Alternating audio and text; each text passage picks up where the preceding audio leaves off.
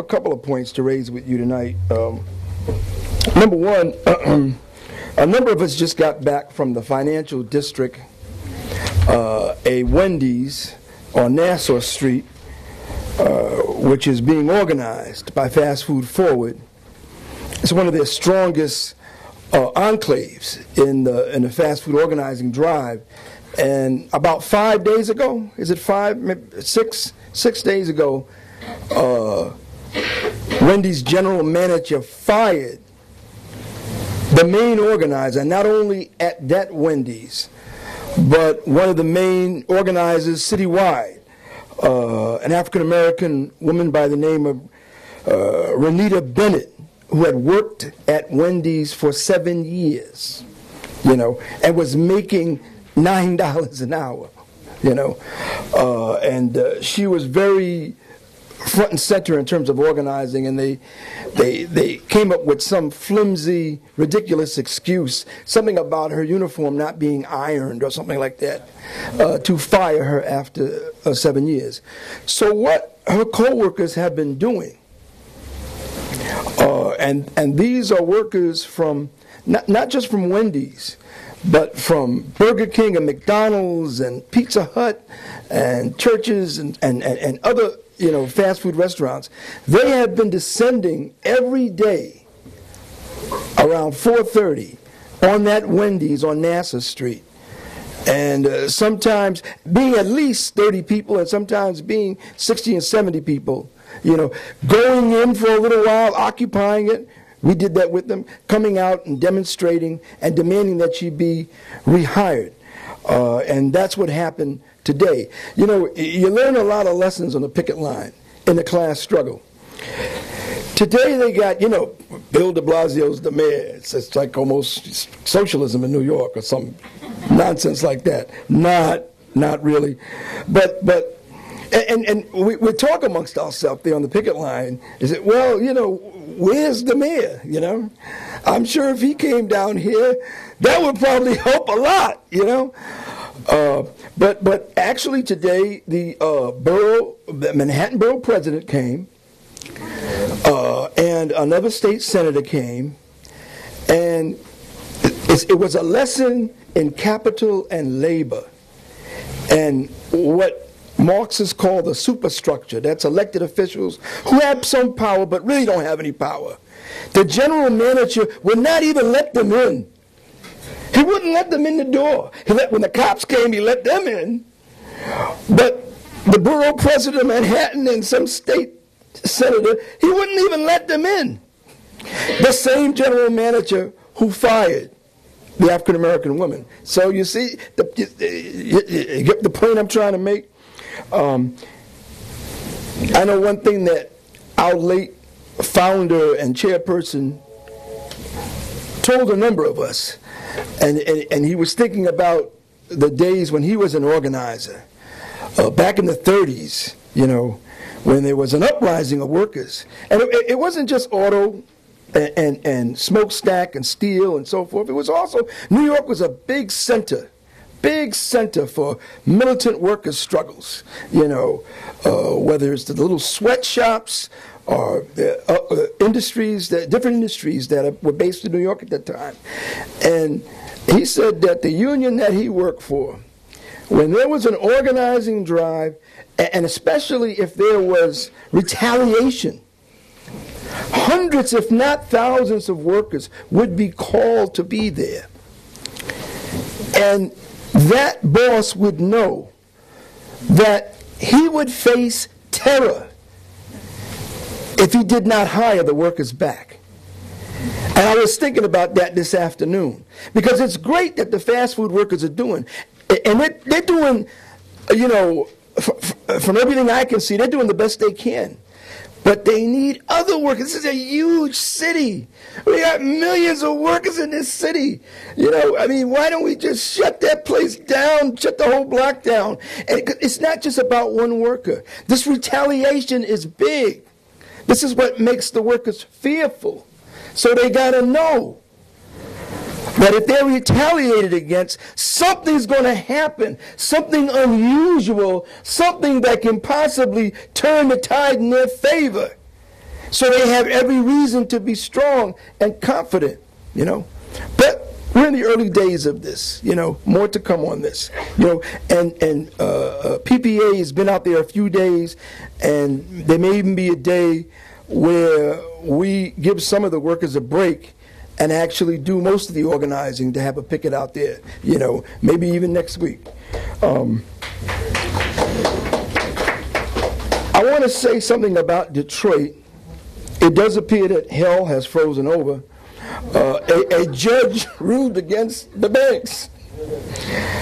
This is rare, and in the view of some people, it's unprecedented since the 30s. You know, I don't know enough to affirm that, but it sounds like it might be. This judge ruled that the $165 million that was already figured out by the city manager who runs the city, not the mayor and the city council, you know, the check was already written, and he ruled against it. No, you're no more important than the retirees and their pensions and the other ordinary workers who also have a lot to lose in this so-called bankruptcy crisis. And this judge, Judge Rhodes, apparently cited some of the arguments that our own comrade Jerry Goldberg made. Jerry is a lawyer, a workers' lawyer, made in court. So you can imagine the comrades are feeling very, very good. They're walking on air. And I'll tell you, even it's an important victory. We don't forget about the courts. No, they haven't changed their colors. These things happen, you know. But on the other hand, it's been a long time in Detroit since even something passing or something symbolic happened that was in favor of that tremendous working class. So there's at least for a little while, you know, people are walking with their heads held a little high, and you know, the shoulders are stiff and so forth in Detroit. And we had discussions with Comrade Jerry today and other comrades on how they're going to follow this up.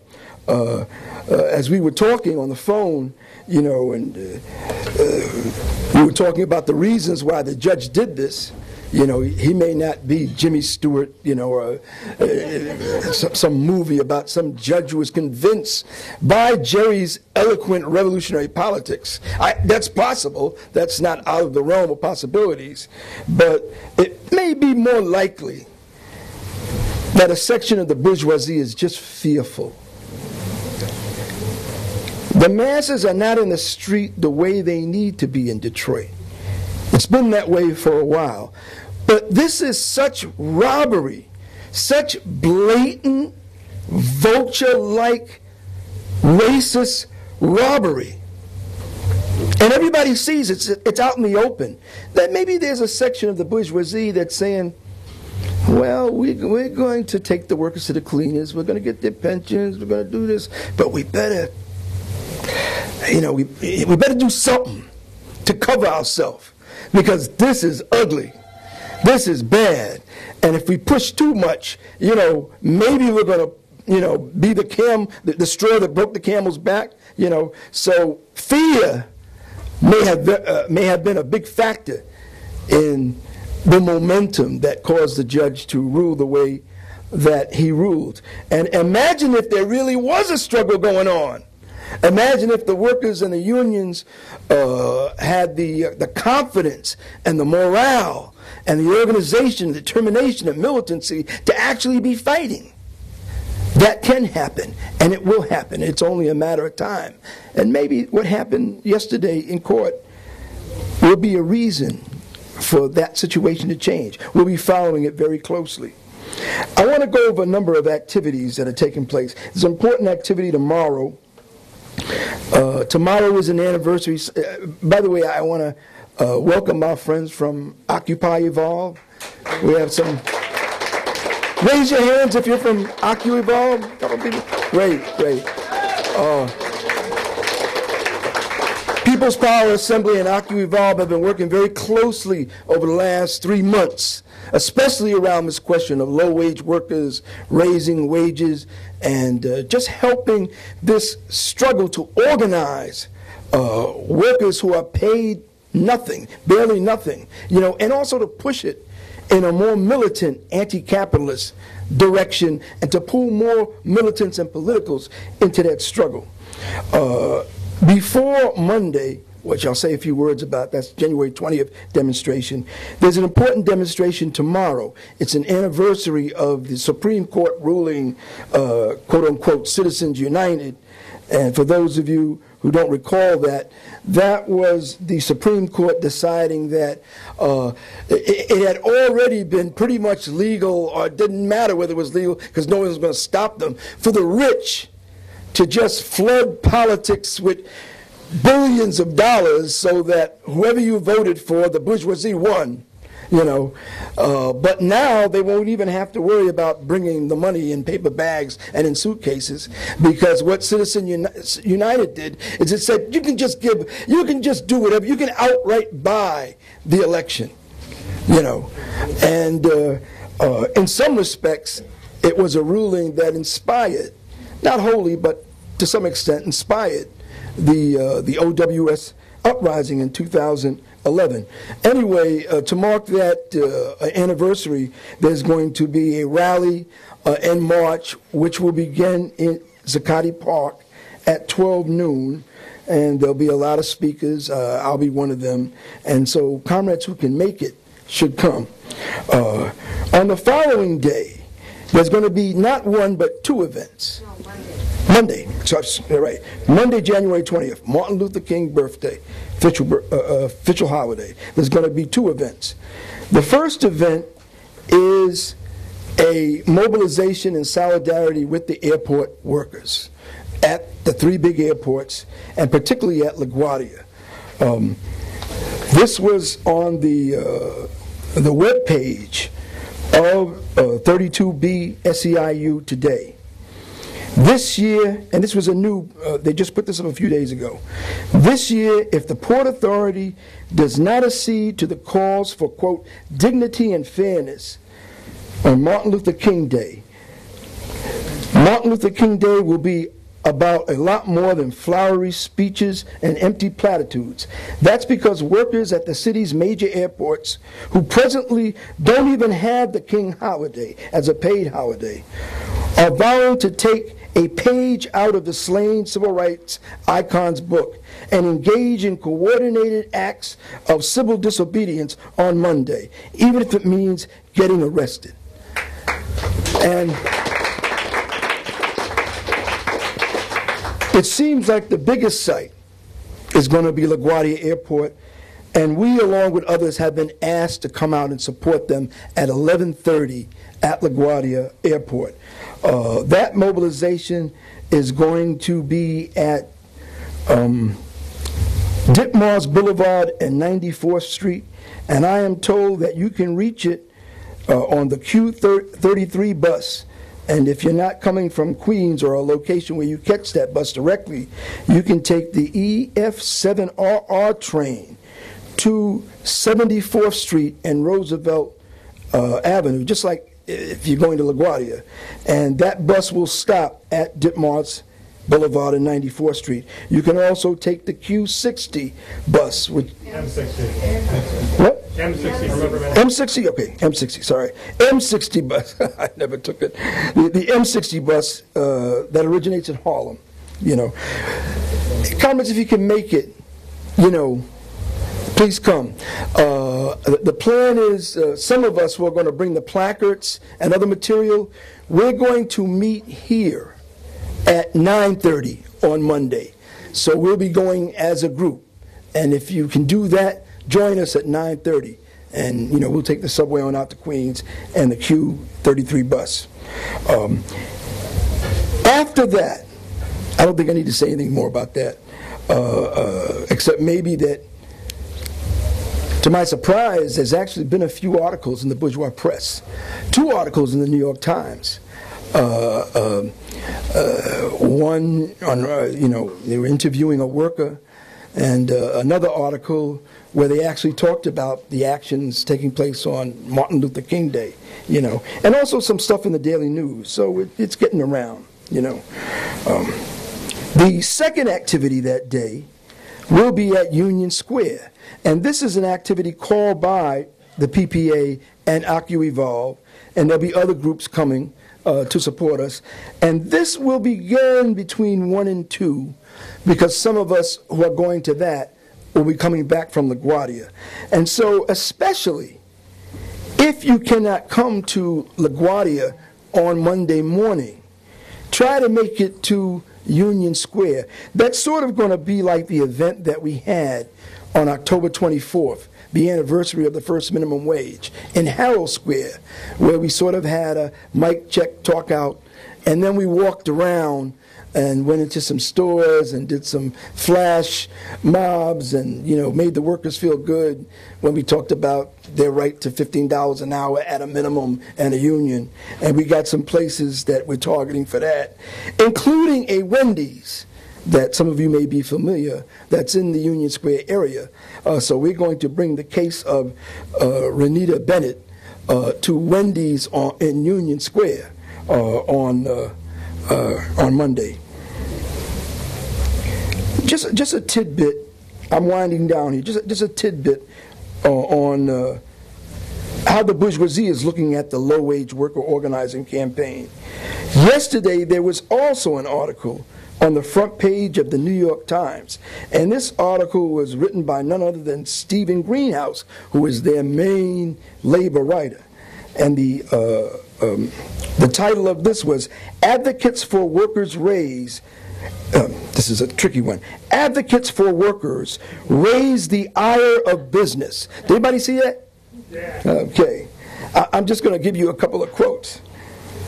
Quote, "After ignoring all of the groups who have been organizing low-wage workers, business groups and powerful lobbyists heavily backed by the restaurant industry are mounting an aggressive campaign against them, maintaining that they are fronts for organized labor. Business officials say these groups often demonize companies unfairly and inaccurately, while the groups question why corporations have attacked such fledgling organizations. The United States Chamber of Commerce issued a detailed report. I read this last night. It's 40 pages, a 40-page report, and on every chain, every retailer, the airports, every manufacturer where low-wage workers are being organized, who's doing it, their interpretation of who's helping who. I mean, I hope that our organizing, our intelligence is that good against the class enemy. I mean, this was quite an impressive document. The main thing, comrades and friends, is that clearly elements in the bourgeoisie are spending not only millions, but tens of millions of dollars to bus union drives. And that should be good news because they consider this a threat. But it also gives us a little direction in terms of where we should go, targeting some of these big capitalist corporate lobby groups like the the National Restaurant Association, the Chambers of Commerce, and so forth. Not to stay away from the restaurant chains and the retailers, but we got some other targets. And it also is just another reason why this struggle has to be pushed in an anti-capitalist direction. It's no contradiction. You can be there at Wendy's, at Burger King, at Walmart, helping the workers with the details, knowing them, working with them, and you could still be explaining that this is the capitalist system, and guess what? They're not going to be all that surprised, because if you listen to their agitation, they're always talking about the same thing.